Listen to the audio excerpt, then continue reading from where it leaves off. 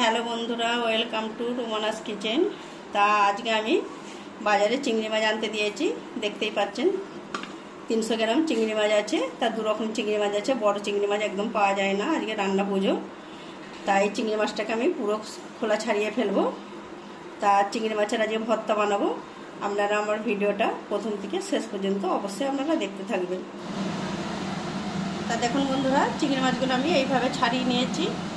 আর চিংড়ি মাছ সবাই বাছতে জানে না, তাই এর প্রত্যেকটা শির আমি কাঠি দিয়ে বার করে নিয়েছি।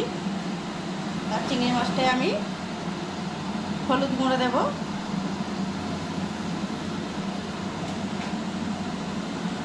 স্বাদ মতো লবণ দেবো, একটু ভালো করে নাড়াচাড়া করে নেব।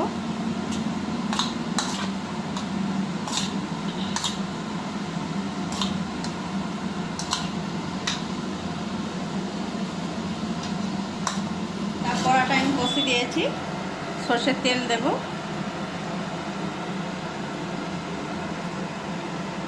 একটু বেশি করেই তেল দিয়ে দেব।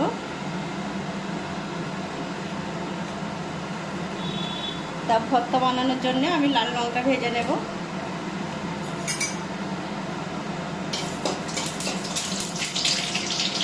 লঙ্কা ভাজাটা তুলে নিয়েছি। এবার আমি রসুনটা ছোট ছোট কিছুটা রসুন দিয়েছি।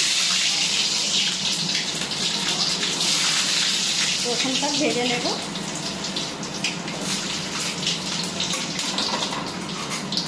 এবারে পেঁয়াজ কুচি আছে, আমি হাফটা দেব, সবটা দেব না।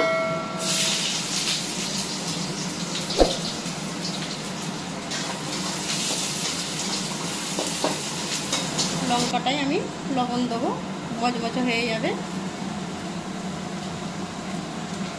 একটু মিক্স করে নেব।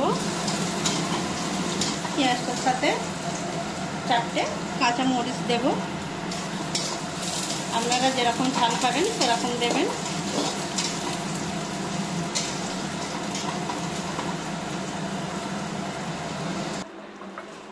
তা দেখুন, পেঁয়াজটা আমি একদম নরম করে নিয়েছি লঙ্কা সর্ষের তেল লবণ দিয়ে।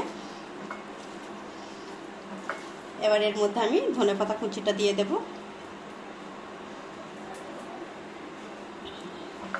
ভালো করে আরও একটু মাখিয়ে নেব। এবার আমি এই চিংড়ি মাছের পেস্টটা সব কিছু দেওয়া আছে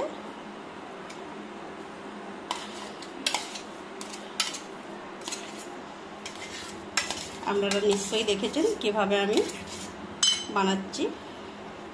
অবশ্যই আপনারা ভিডিওটা দেখতে থাকবেন। তাই ভর্তাটা একবার যদি আপনারা খান, দেখবেন বারবারই খেতে ইচ্ছা করবে।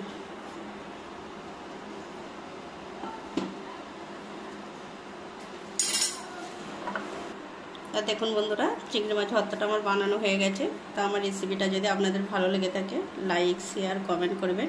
আমার চ্যানেলটিকে আপনারা একটু সাবস্ক্রাইব করবেন। আপনারাও এইভাবে ভর্তা বানান, গরম ভাত দিয়ে পরিবেশন করুন, অসাধারণ খেতে।